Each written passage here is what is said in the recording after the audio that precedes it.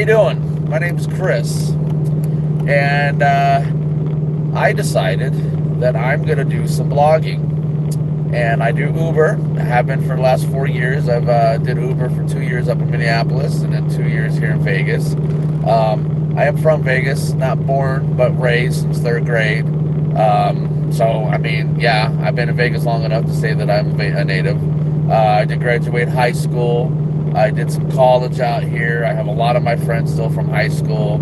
In fact, I'm even dating a woman that I had a crush on in high school. She was like my first crush. So, anyway, so I have a lot of stories to share, and I also may have stories coming up because I do Uber in Vegas.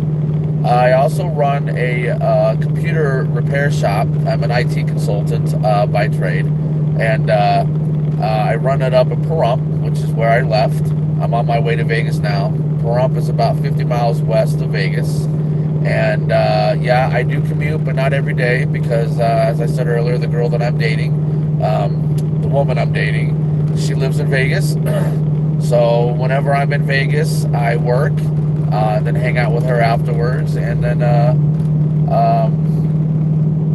hang out. And then usually during the week, I have computer appointments, and if I don't have any computer appointments, then I head into Vegas to do some work. I make that kind of money to where it's worth it to me, and my big V8 Hemi with the mileage and everything to make to work, to make it worth my while. It's worth it. So plus I love to drive. If you ever see me on the strip, I drive a black '06 Charger. It has the move over sticker on the front, and that's to educate people and let them know. Like right now, I just got done passing somebody, and they moved over for me, and it's just to educate people. Hey, at the highway, I know there's like a Nevada statute law that somebody will probably look up and prove me wrong or whatever, but I'm talking about the common sense law that everybody should know when you're driving on the highway. If you're driving the speed limit, around the speed limit, but you are slower traffic, stay on the right. So this way, the faster traffic can pass you on the left. I don't know whoever came up with that, but that's actually a nifty little idea. That's a cool thing that someone came up with. Everyone stays on one side, and the faster people go on the left side, and then there's no traffic. Nobody's hating on anyone. There's no rage. You know what I mean? So, unfortunately, not everyone's gonna learn this. There are a lot of drivers that never have driven on the highway and have no clue, and go, "Oh, hey, this is an open lane," and go around me, and all this other stuff. But anyway, so. The name of this series that I'm doing is called Memoirs of an Vegas Uber driver. And the way that I'm going to the way I am going to do it is, whenever I have a passenger, I will not be live because then there's like legal things, and I got to have people write, sign a paperwork, disclaimer, and all that stuff. That's okay. It's not really about who. It's about the stories that I experience along the way. So I will share some stories with you that I had in Minneapolis, and then some stories here from Vegas. And as new stories pop up, then I will pop up live and be like, "Hey, this is what just happened." So what happens in Vegas? What do you see in Vegas? Well, Vegas is a very diverse town. People from all different countries, cultures come here and visit. Lots of people live here. Grandparents have been here since the 60s. 67, I think, is what my grandfather said is when they moved here. And then my parents, after my father got out of the Army in 84, we moved here. We were here a little earlier than that, but not long enough. I was a baby, not a big deal. But from what I remember, 1984 is when we moved here. And Went to junior high, went to high school out here. A lot of the people that I went to high school with, I've known since elementary school. In fact, the girl that I'm dating, I've actually known her since 6th grade. Had a crush on her in high school. She had no time for me. And then here we are 30 years later dating. I guess I had to, I don't know, blossom. I don't know. Anyhow, see, the move over sticker, if I mentioned that before, like right now, this dude is like in my way. He's not trying to pass traffic. He's not moving up. Oh, he moved over. Nice guy. Okay. Anyway, so Vegas. Well, let me start off with some stories that I had in Minneapolis. There's a couple of stories that I can remember that happened that I don't mind sharing. One of them is a funny one of mine. There's a gentleman, this was actually when I was working for Lyft, because in Minneapolis, because the car that I had, it was a newer car, and it's just the way that the laws are out there are different from here. I was able to do both Lyft and Uber.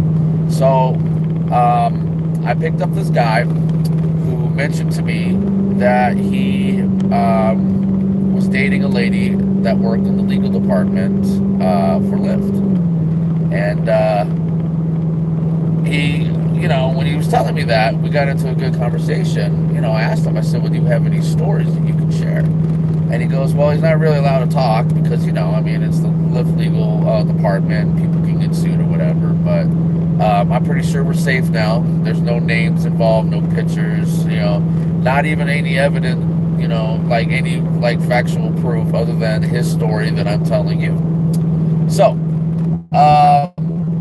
there's one particular story. There was a passenger that he ended up, I don't know, he got into a disagreement with the Lyft driver. I don't know if he was drinking or if he was high or whatever, but he ended up getting mad at the Uber driver, who is an ex-Marine, and he punched the Uber driver in the shoulder.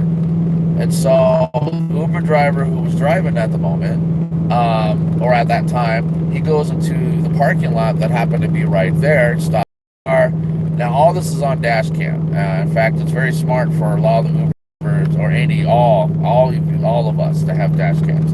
And so on this dash cam, it shows the Marine getting out of the car and going around to the back passenger door, opening it up, and he goes to the guy and he says, "Sir, will you please get out of the car so I can kick your ass? I'm not making this up. This is what he said verbatim." According to what the guy who, told me the story, according to what he said, that is what was said. Sorry if I sound like I'm a little distracted. I get these little pop-ups, just sat there and said, "Welcome to live chat, learn more." I don't want to learn more. I'm doing something and you're distracting me. So, and I'm driving, so I'm trying to I know it's unsafe, but as you can see, the phone is right there, so I'm fine. I can see everything, and I don't even have to look at the phone because I don't really need to look at it, right? Anyway, so back to the story. So he goes and he says to the guy, he says, "Sir, can you please get out of the car so I can kick your ass?" And the guy in the car looked at him kind of crazy. He's like, "No, I'm not going to get out of the car." So the next thing you see is the Marine reaches in, grabs the guy, and just starts punching him in the face. And then gets him out of the car, closes the door, and leaves. Now, the reason why, obviously, that it's in the legal department is because the passenger was trying to sue the driver. Well, the passenger put his hands on the driver first.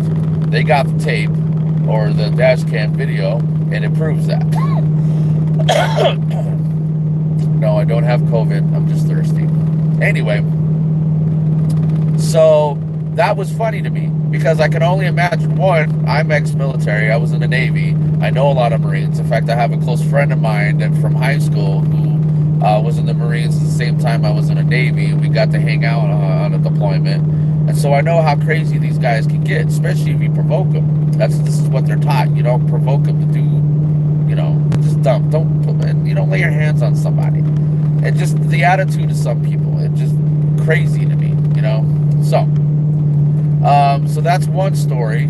Another story, actually, what we're going to do here, because because it looks like I might lose connection if I haven't already. I'm going over the mountain. They call it over the hump to Pahrump, and so it's Spring Mountain up here, Mountain Pass. So if I lose you, I'll just go ahead and, restart it. Let's see. Nope, didn't do anything. Usually I thought you could pause. I know it's live, but anyway. Okay, so another story while I was in Minneapolis. So I go and I pick up this young lady. I think she said she was like 28 or something like that. And as soon as she got into the car, she says, "Oh my God, I am such a hoe." So of course I'm over here like, chuckling, like, okay, why are you such a whore? I'm just curious, right? Right? And so she proceeds to tell me the story, which is funny to me because the Uber drivers and Lyft drivers, rideshare drivers, I should say, are like bartenders. You never really get to see the person again. So a lot of people tell me things that I have no business knowing. But hey, as long as my memory serves, I should be able to remember a lot of these stories. I'm not going to tell you all the stories today because this first episode is more of an introduction. As I go live, in the future and everything, I definitely will, share more stories. In fact, because of where I'm at here, I'm probably going to cut out.